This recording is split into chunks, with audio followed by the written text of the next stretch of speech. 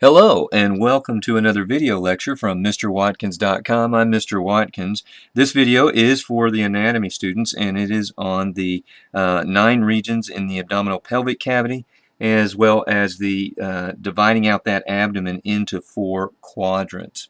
Again, you need to make sure, as always here with anatomy, that you've had a chance to read, you're looking at some of that vocabulary, learning that vocabulary.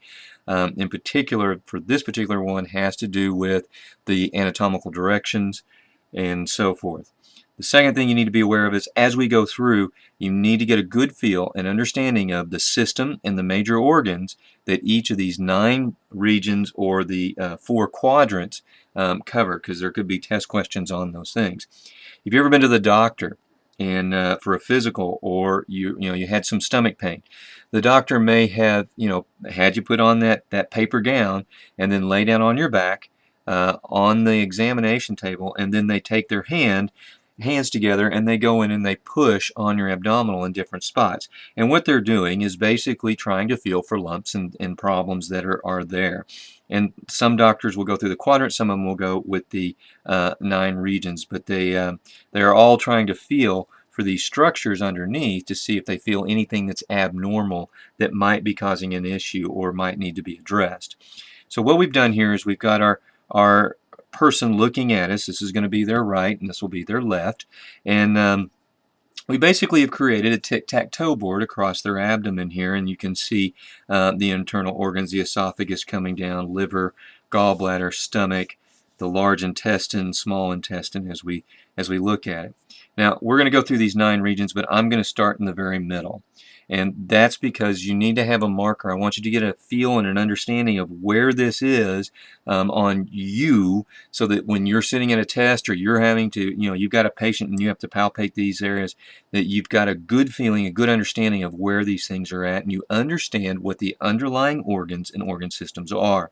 So we're going to start here in the middle because that's the easiest one to do, and that's right there where your belly button is, right where your umbilical cord attached. And so this one area that's right here in the middle, and I'm just going to draw a line off to the side here, this is called the umbilical, excuse me, the umbilical region. Okay, and that's where we're going to start. So if you go directly superior to that, you go right above that, you're basically right here at the stomach. You're right here at the liver, that place where the esophagus, right here at the diaphragm, and the stomach join. And that particular area is called the epigastric region. So this one here is called the epigastric region. Again, you got to think smart. Use your terms here. Gastric, stomach, epigastric region. That's this one right here. And that's going to be right below that rib cage, right below that sternum there in the middle. Now, lateral to the epigastric region, you have both your right and your left hypochondriatic. So we've got our right hypochondriatic,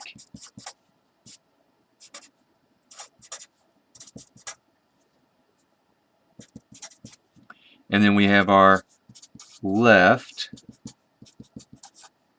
hypochondriatic.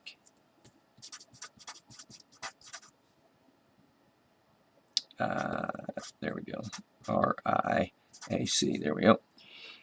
All right, directly inferior to them and lateral to the umbilical, directly inferior and lateral to the umbilical. This area, I mean, if you looked at your spine, this area here is going to be the lumbar area.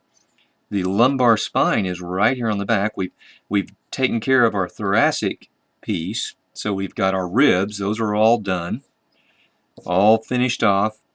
So we have our thoracic vertebra behind, and then the next part of the spine is the lumbar, and that's how I always remember it. If you take your belly button and you go left and right of that belly button, you're going to have your left and right lumbar region. So here, this is going to be your right lumbar, and this is going to be the left lumbar. Okay, so lateral to the umbilical If it's on the left side, it's the left lumbar. If it's on the right side, it's the right lumbar. Directly superior to the left lumbar is the left hypochondritic. Directly superior to the umbilical is the epigastric. And you need to know where these things are, and you need to know what the organs and organ systems are. And you can kind of see those there. And also refer you to your book, because your book has a lot more of that information. Now, directly below or beneath the umbilical is the hypogastric. Now remember that hypo means below, and then of course gastric, we're dealing with stomach, digestion, those kind of things. So hypogastric. And then to the left and right, on the lateral side of that, is the iliac. And so we have our left iliac and our right.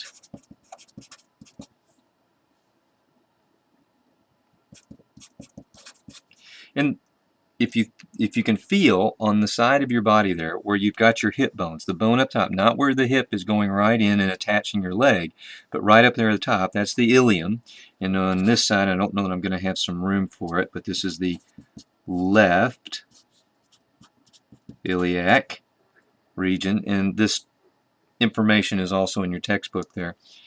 But it's because that's where, basically where the pelvis, if you drew a line across there, the pelvis is going to start. And it's right there at the top there of that ilium, and that's where that is. These are your 9 regions. Your umbilical's in the front. If you go above it, you got epigastric. If you go below it, you got hypogastric. If you go lateral to it, you're in that area that's the lumbar vertebrae. You're going to have your right lumbar and your left lumbar. Where students do get confused is, remember, you're always looking at that patient, you're always looking at that individual as if they are facing you in anatomical position. And so this would be their right side and their left side.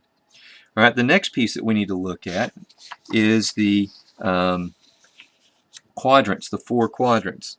And they're very, very straightforward. Exactly what you think or you would assume they to be based on their position. Slightly above the belly button, but pretty close therein, is where the center of these 4 quadrants, this line goes for these 4 quadrants. And so your first quadrant here, quadrant number 1, that's going to be the right upper quadrant. The right upper quadrant.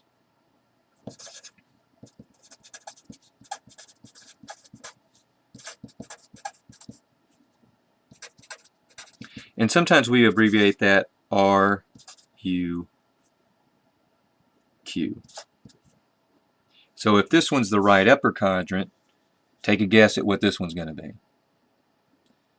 If you said left upper quadrant, then you would be correct. This would be the left upper quadrant, also called the LUQ. And so imagine then what these bottom 2 are going to be, and I'm just going to put 3 and a 4 on here. The numbers really don't matter, but it just kind of helps with the for visually to remember. So this one's on the right side, so this one's going to be the right lower quadrant.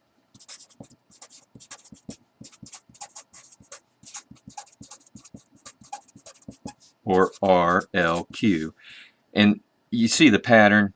This is going to be the left lower quadrant. LLQ. That's it for the quadrants. It's just that straightforward. The problem that some students have is, again, just like with the abdominal cavity, the different areas there, the regions, those 9, is just remember that you're looking at the person in anatomical position. So that even though you're facing them so that you're looking at them and you go, oh, that's my left side, but it's going to be their right side. You need to make sure that you know what organ system and what major organs for those systems are in the different quadrants. If you have any questions, please leave me those questions out on the form or see me in class, and I'll be happy to answer those. Thank you.